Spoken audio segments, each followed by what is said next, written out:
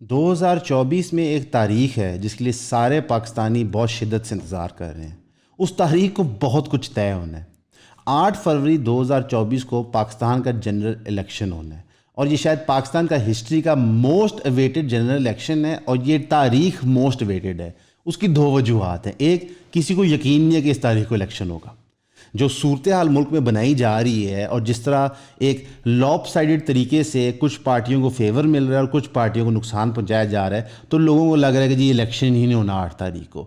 اور جن لوگوں کو لگتا ہے الیکشن 8 تاریخ کو ہونا ہے، ان لوگوں کو یقین ہے کہ وہ الیکشن ریگڈ اور فکسڈ ہونا ہے. ایک اچھے پولیٹیکل کیمپین کے لیے کچھ چیزیں کرٹیکل ہوتی ہیں.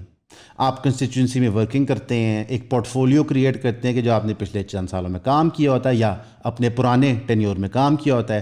اپنے پولیٹیکل اپوننٹ سے خلاف مواد تیار کرتے ہیں بتانے کے لیے ان کی پالیسی، کون سی پالیسی غلط تھی، کون سی ٹھیک تھی، انہوں نے کیا غلطیاں کی، کرپشن چارجز تھے، وہ ڈیٹا اکٹھا کرتے ہیں. پھر آپ جلسے جلوس کرتے ہیں، کارنر میٹنگز کرتے ہیں، ورکرز کنونشنز کرتے ہیں جہاں پہ اپنی ٹیم کو آپ اکٹھا کرتے ہیں، پھر ان کو گائیڈ کرتے ہیں کہ اب آپ نے یہ ٹارگٹ کرنا ہے، یہ ٹارگٹ کرنا ہے، یہ ٹارگٹ کرنا ہے. یہ سب کچھ اسینشل ہے ایک الیکشن کے لیے اور ایک جمہوریت کے لیے. پاکستان کی ہسٹری میں کئی دفعہ بہت فنی واقعے ہوئے ہیں.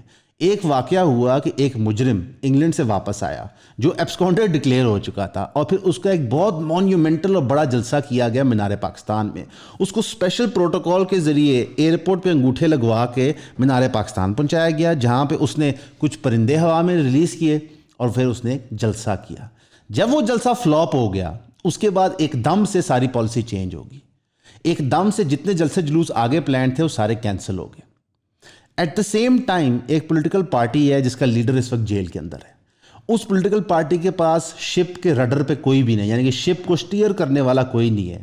اس کے باوجود جب وہ ایک کال دیتے ہیں ورکرز کنونشن کی تو پورے شہر کے شہر بھر جاتے ہیں.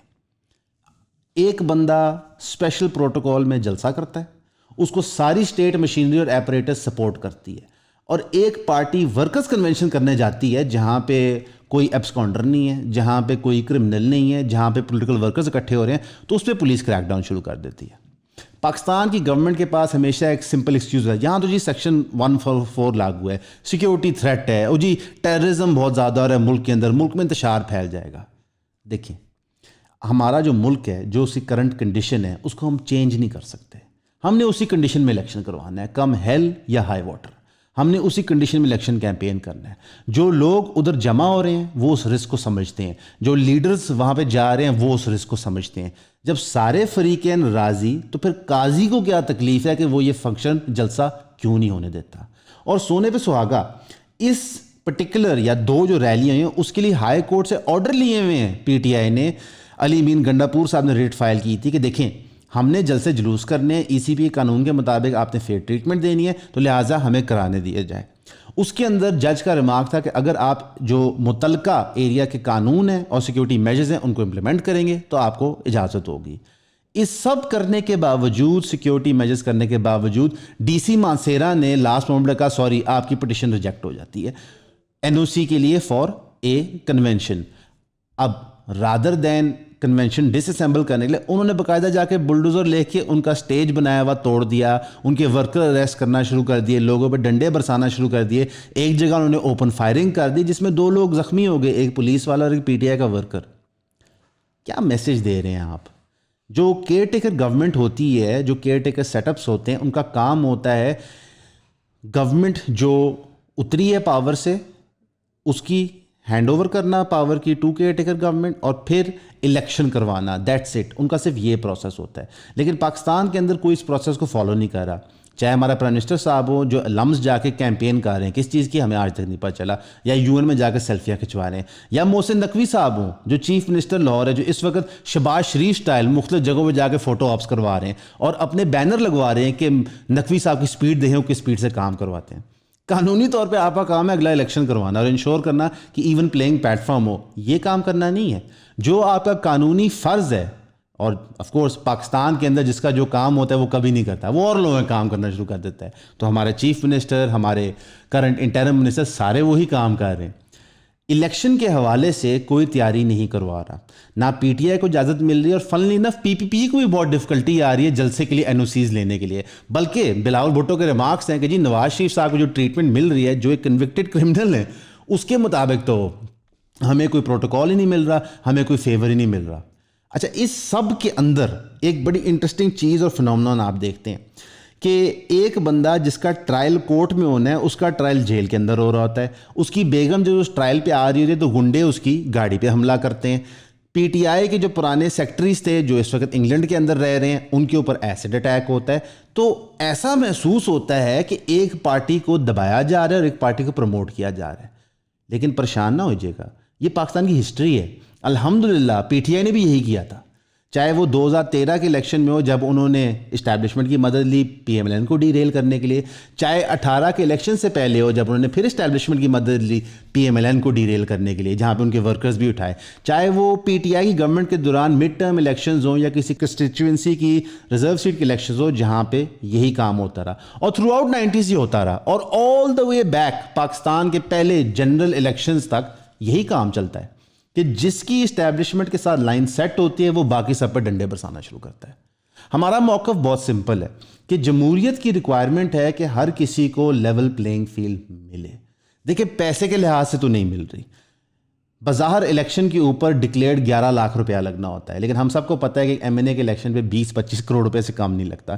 اس کا مطلب ہے کہ میں اور میرا ملازم برابری پہ بیٹھ نہیں سکتے. میں ایک امیر آدمی ہوں، میرے پاس پیسے ہیں، میں الیکشن پہ لگاؤں گا، وہ نہیں لگا سکتا. تو ہماری جمہوریت تو پہلے وہیں فیل کر گئی. چلو امیروں کی ہی جمہوریت صحیح کہ سارے ہی امیر ہیں، اس کے اندر بھی تفریق کہ یہ والا امیر ہمیں زیادہ پسند ہے، یہ والا امیر ہمیں کم پسند ہے. جتنی بھی آپ کوشش کریں گے لوگوں کی آواز آپ دبا نہیں سکتے. چاہے آپ ڈکٹیٹر ہی کیوں نہ ہوں، آپ آواز نہیں دبا سکتے. یہ وہی آواز ہے جنہوں نے مشرف کو ڈیپوز کیا تھا، یہ وہی آواز ہے جو تھرو آؤٹ ضیاء کے خلاف لڑتی رہی تھی، جیلوں میں جاتی رہی تھی. پاکستان کی عوام کو اکثر لوگ کہتے ہیں یہ تو قوم ہی نہیں ہے، یہ تو گندے ہیں، یہ تو ایسے ہیں تو ویسے ہیں، یہ کبھی اٹھ کھڑے نہیں ہوتے. 75 سال بربریت ہم نے ہر قسم کی، ہر سیاسی جماعت، ہر ملٹری ڈکٹیٹر سے برداشت کی ہے. اس کے باوجود ہم یہاں پہ رہ کے محنت کر کے ٹیکس جمع کراتے ہیں اور اس ملک کو چلاتے ہیں. اس سے زیادہ اور قوم کیا ہوتی ہے؟ آپ کیا توقع کر رہے ہیں کہ ہر بندہ گھر سے اسلحہ نکال کے جا کے لوگوں کا قتل و عام کر دے گا؟ یہ پاکستانی عوام کی شرافت ہے کہ آج بھی وہ اس پاکستان میں رہ کے محنت مزدوری کر کے پورے نظام کو چلا رہے ہیں. اگر یہ نظام ہم چلانا چھوڑ دیں تو یہ جو امیر بیٹھے ہوئے ہیں بیوروکریٹس، ججز، سیاستدان، ان کی دکانیں بند ہو جائیں، ان کے گھر نہ چل سکیں، ان سے آنیسٹ ڈے آف ورک نہ ہو، تو پاکستانی ایک قوم ہے اور وہ قوم جاگ گئی ہے. آپ مانیں یا نہ مانیں، آپ چاہے ڈنڈے برسائیں چاہے گولیاں چلائیں، لوگ اپنے جمہوری حق کے لیے نکل رہے ہیں. یہ مظاہرہ آپ نے کے پی کے میں بھی دیکھ لیا، یہ مظاہرہ آپ نے فیلئر آف جلساز ان پنجاب بھی دیکھ لیا. بڑی عجیب بات ہے نا کہ نواز شریف جب آ رہے تھے تو پورے جلسے کا ٹور پلان تھا، اور جلسہ مینار پاکستان کے بعد وہ سارا ٹور کینسل ہو گیا کہ ان کو سمجھ لگی کسی نے آنا تو ہے نہیں، خالی جلسے میں کیا بیان دوں گا. ہم آپ کو کسی پارٹی کی ایڈوکیسی کرنے نہیں بیٹھے، ہم آپ کو جمہوریت کی ایڈوکیسی کرنے بیٹھے. آپ کا جمہوری رائٹ ہے، آپ کا حق ہے الیکشن کیمپین میں اپنے کینڈیڈیٹ کے ساتھ کھڑا ہونا. کوئی قانون آپ کو اس سے نہیں روکتا. آپ متعلقہ جگہ سے این او سیز لیں، این او سیز نہیں ملتے آپ کورٹوں میں جائیں، کورٹ کے ڈیسیژن لے کے این او سیز لیں، اپنی آواز اٹھاتے رہیں. سب سے ضروری چیز پاکستان کی اس ینگ جمہوریت کے لیے ہے کہ جو یوتھ ہے پاکستان کا وہ انوالو ہو ڈیموکریٹک پروسیس میں. اس کے اندر ہم ایک ڈفرنس کریٹ کرنا چاہیں گے، ایک تفریق کرنا چاہیں گے. آپ اپنی پارٹی سے اوپر جمہوری پروسیس کو سمجھیں، یعنی پارٹی بعد میں آتی ہے، جمہوریت کی بالادستی پہلے آتی ہے. تو پلیز کسی پارٹی کی زبان میں، لینگویج میں آ کے بہک کے ملک کا نقصان نہ پہنچائیں یا پھر جمہوری پروسیس کا نقصان نہ پہنچائیں. جمہوریت کو سٹرینتھن کریں، اویئرنیس کیمپین ریز کریں جمہوریت کے بارے میں، آپ کے جمہوری رائٹس کے بارے میں. جو ڈفرنس ہے پی ٹی آئی، پی پی پی اور پی ایم کے مینیفیسٹو میں وہ تو بڑا منیمل ہے، ورچولی سارے سیم بات کر رہے ہوتے ہیں. لیکن آپ کو اور مجھے تو یہ پتہ نہیں ہے کہ ہم مینیفیسٹو تو پڑھتے نہیں ہیں. سارے کے سارے ورچولی سینٹر رائٹ کیا کہتے ہیں مورلی اور سینٹر لیفٹ کیا کہتے ہیں اکنامکلی ایگزسٹ کرتے ہیں، یعنی کہ مورلی سارے اسلام کو اسپاؤز کرتے ہیں اور تھوڑے سے بگ گورنمنٹ سوشلزم کے اندر سارے بلیو کرتے ہیں کہ جی سرکار نے آپ کو یہ چیزیں پرووائڈ کرنی ہیں. اگر ان کا ڈفرنس اس کے اوپر نہیں ہے تو پھر ایکچوئل کلیش کیا ہے ان کا آپس میں؟ ان کا کلیش صرف اور صرف یہ ہے کہ کوئکسٹ وے ٹو پارلیمنٹ کون سا ہے, quickest way to becoming prime minister کون سا ہے. دیکھیں یہ تو صاحب واضح ہے کہ نواز شریف صاحب جو پاکستان تشریف واپس لائے اتنے عرصے کے بعد, وہ کسی ایجنڈا کے تحت آئے ہیں اور وہ ملک بچانے کا ایجنڈا نہیں ہے. جو بلاول بھٹو اپنی کمفرٹیبل لائف چھوڑ کے آئے ہیں وہ ملک بچانے کے ایجنڈا سے نہیں آئے. جو عمران خان صاحب نے 3.5 سال میں چیزیں سر انجام دی ہیں, اس سے تو یہ بھی واضح ہو جاتا ہے کہ وہ کوئی ملک نہیں بچا رہے تھے. ان کے دماغ میں تھا کہ جی اگر میں پرائم منسٹر بن گیا کیونکہ میں بذات خود ایماندار آدمی ہوں سب ٹھیک ہو جائے گا. یہ ایک بیوقوفانہ سوچ ثابت ہوئی تھی. اس وقت پاکستان کا حال اتنا برا نہیں ہے جتنا آپ کو محسوس کرایا جاتا ہے. آپ کو تجزیہ نگار اکثر کہتے ہیں پاکستان کی تو اوقات ہی کوئی نہیں انٹرنیشنل اسٹیج سے بات کرنے کے لیے. بالکل ایسا نہیں ہے. زندہ قوم وہ ہوتی ہے جو ہر لمحے سمجھے کہ ہماری کنڈیشن کیا ہے اور اس کنڈیشن کے مطابق ریئیکٹ کرے. اس وقت پاکستان کے لیے پیراماؤنٹ ہے کہ جمہوریت کھڑی ہو یہاں پہ.